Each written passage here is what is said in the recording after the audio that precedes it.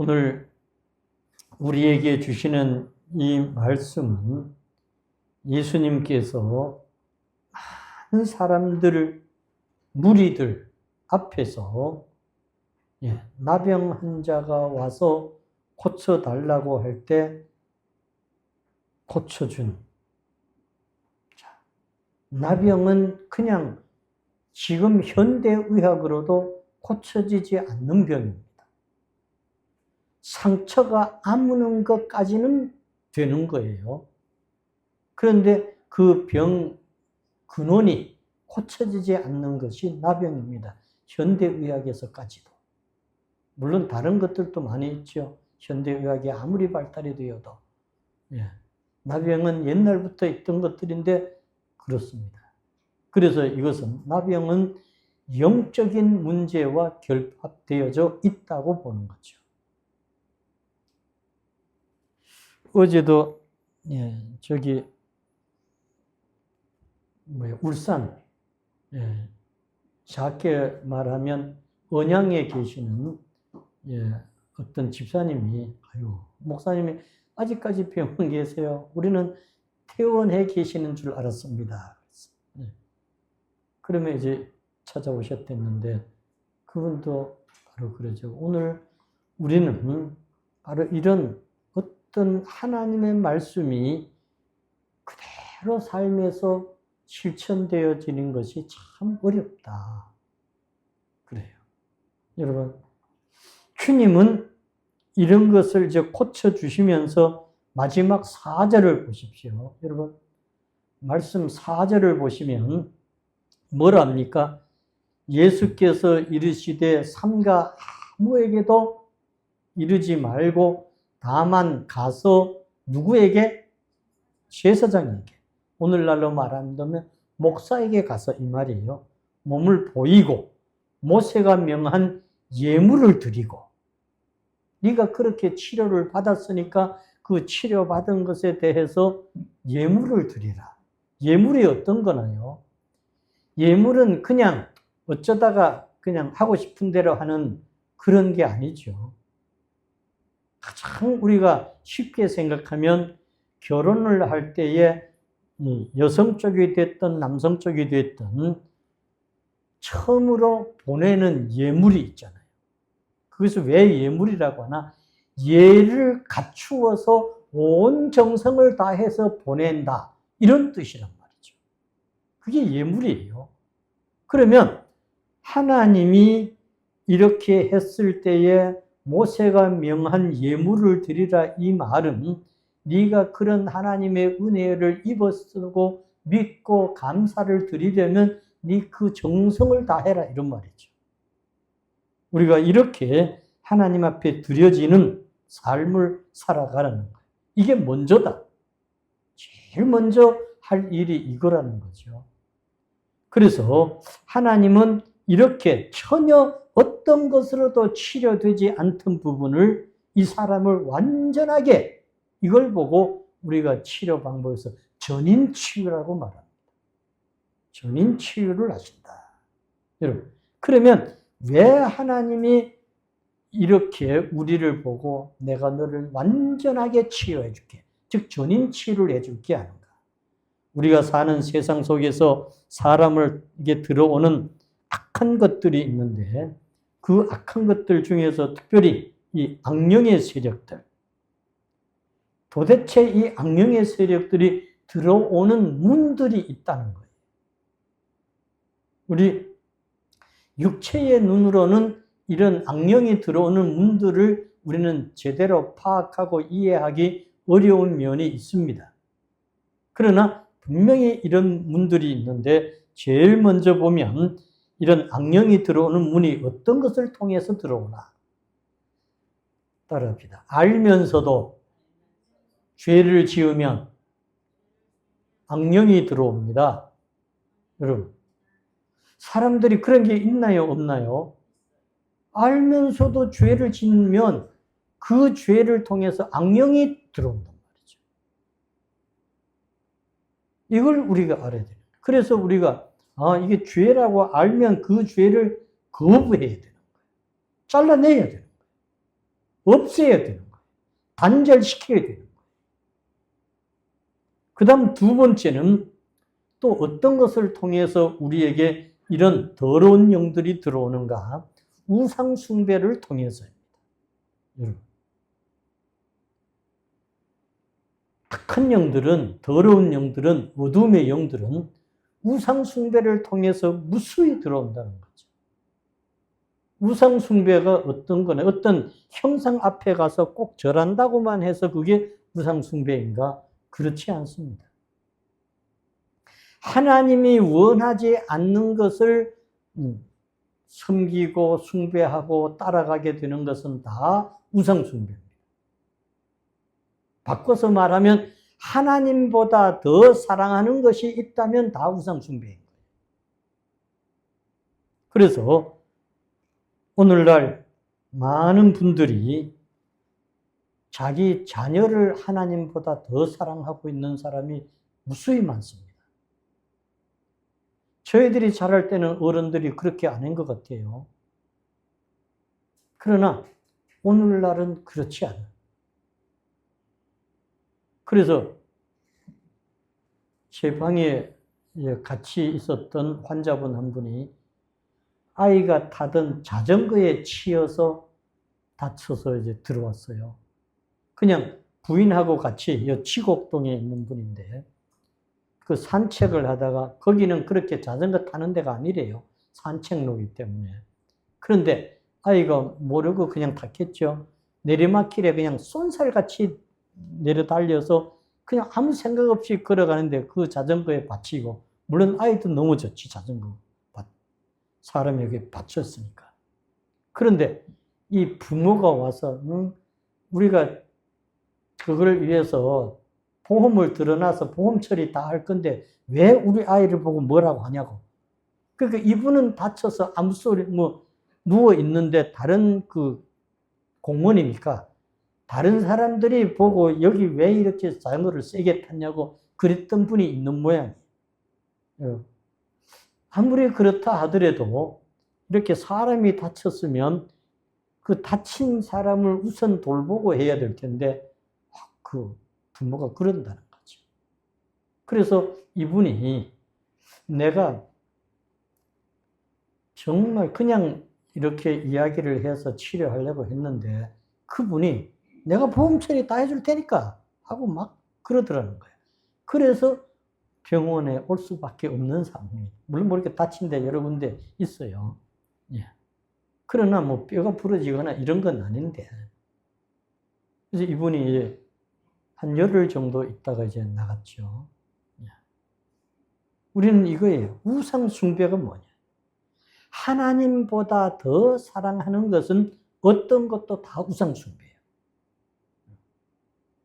어떤 사람은 차를 또 그렇게 사랑하는 사람이 있어요. 오늘 이 시대는요, 하나님보다 더 사랑하는 게 무수히 많습니다. 따지면 엄청 많아요. 제가 병원에서 이렇게 TV를 보니까 그래요. 어떤 분은 그 차를 완전히 신격화시켜. 신격화. 그게 우상숭배. 여러 가지 그렇겠죠. 그 다음, 세 번째는, 여러분, 자녀들이 부모를 공경하지 않을 때 이런 영들이 들어온다는 거예요. 성경은 뭐랍니까? 자녀는 어떤 경우에도 부모를 공경하라고 했습니다. 만약에 그렇지 않으면 그 자녀를 장로들의 보는 앞에 끌어와서 이 자녀는 부모를 이렇게 공경하지 않았습니다 고 말하고 장로가 그게 사실인가를 증명했을 때 모든 사람이 돌을 들어서 이런 자녀는 이렇게 한다. 그리고 어떻게 했어요? 돌로 쳐서 죽이라 그랬어요. 이게 하나님의 방법이에요. 여러분, 부모에게 공경해야 됩니다. 그 다음, 네 번째, 불법적인 성관계.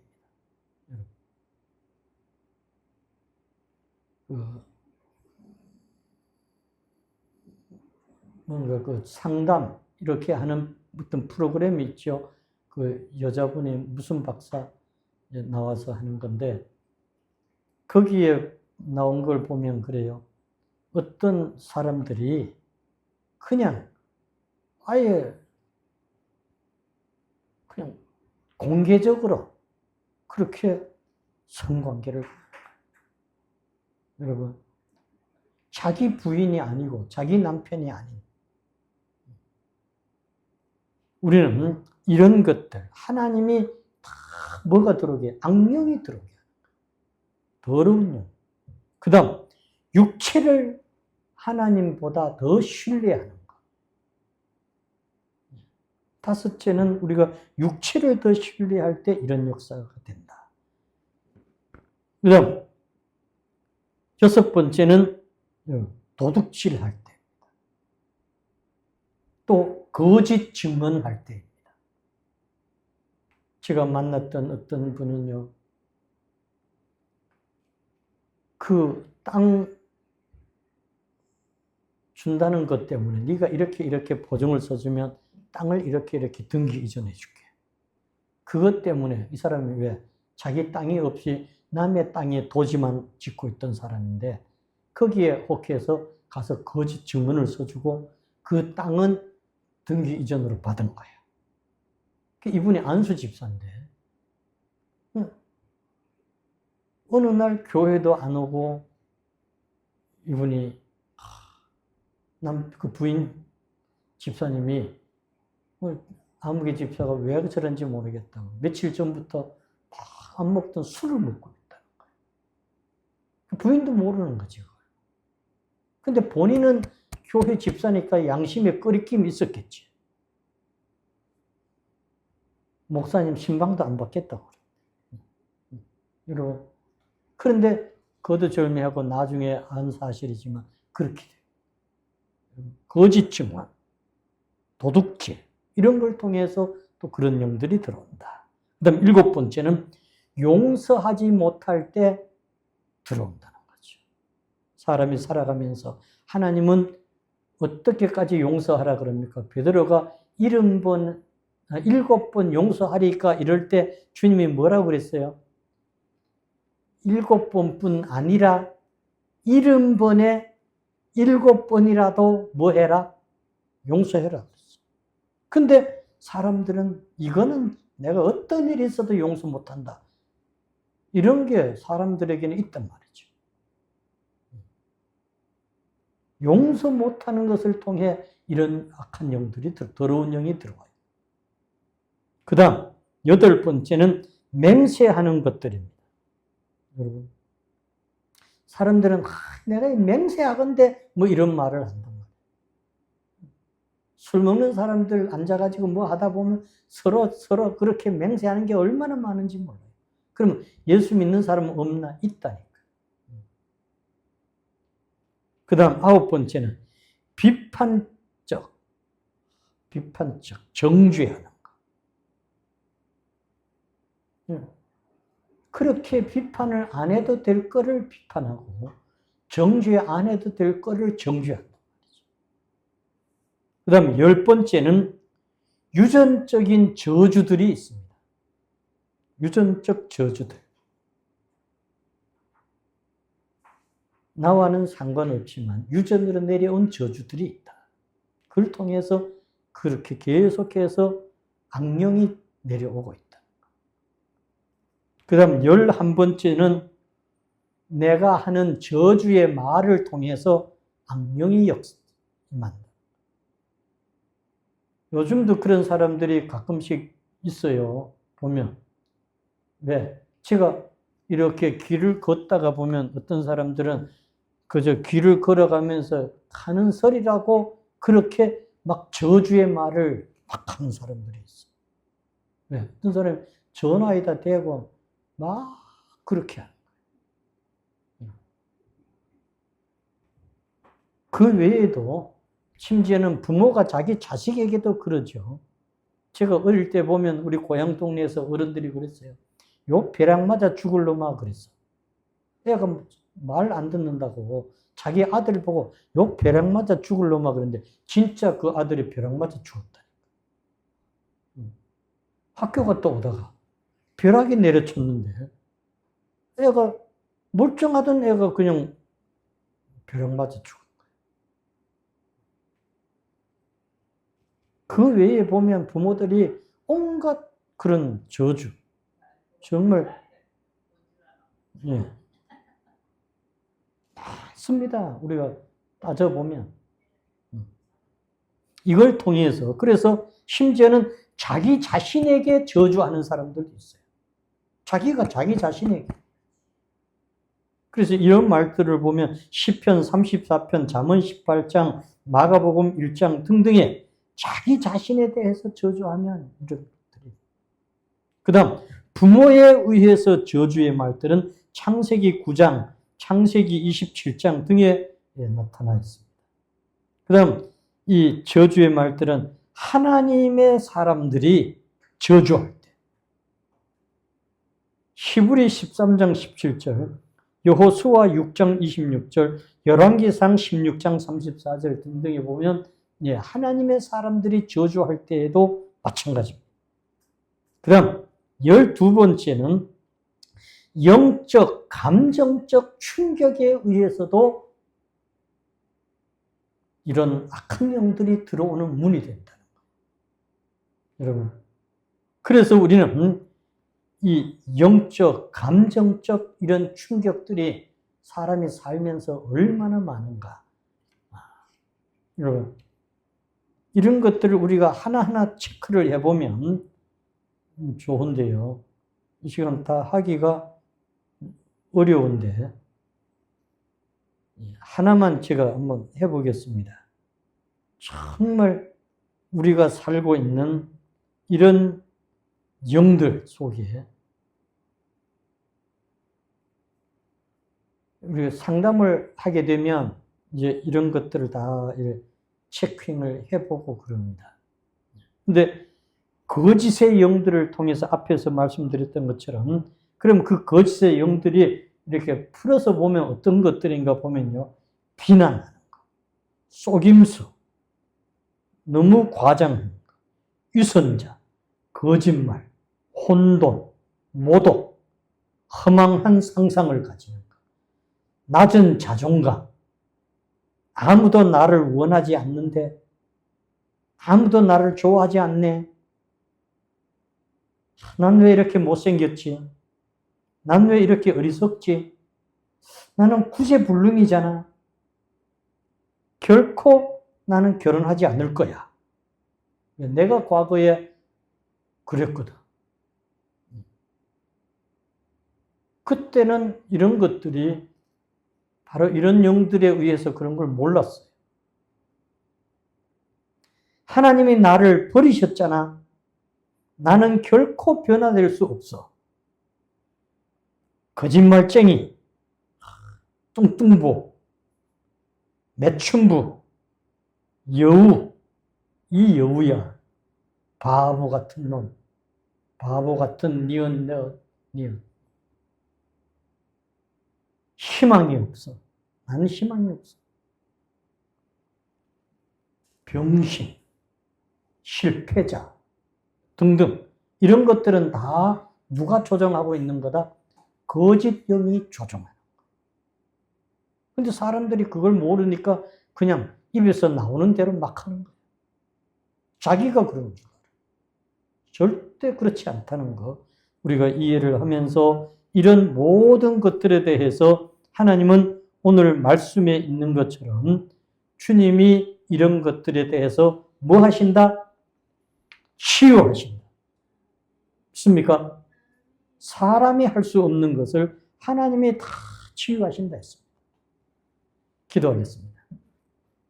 걸어가신 하나님 아버지, 우리는 이 세상에 살 때 알면서 모르지면서도 때로는 그러지 않아야 됨에도 불구하고